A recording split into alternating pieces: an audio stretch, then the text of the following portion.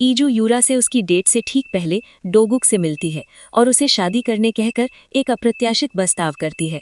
कुछ क्षणों बाद यूरा आती है, अपनी बहन को डोगुक के साथ देखकर दंग रह जाती है, लेकिन इससे पहले कि वो प्रतिक्रिया कर पाती, डोगुक एक और झटका देता है, ये घोषणा करते हुए कि वो ईजू से शादी करने का इरादा रखता है।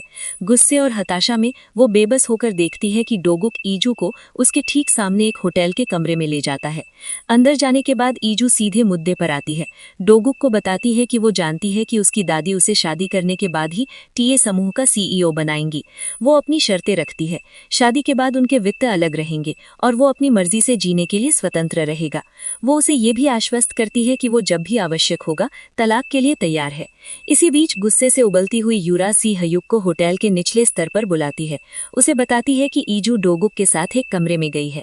पहले तो वो उस पर विश्वास करने से इनकार करता है, लेकिन जैसे ही संदेह पैदा होता है वो ईजू के स्पष्टीकरण की प्रतीक्षा करता है।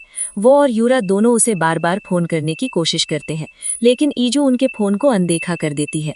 बाद में यूरा गुस्से में चली जाती है और सी हयुक से पूछती है कि उसने ईजू को इतना बदलने के लिए क्या किया।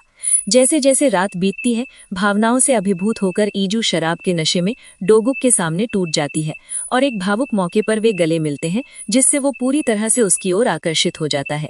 अगली सुबह ईजू खुद को डोगुक के साथ बिस्तर पर पाती है। वो उसके लिए एक नोट छोड़ती है, बाद में संपर्क करने का वादा करती है और वहां से चुपचाप निकल लेती है।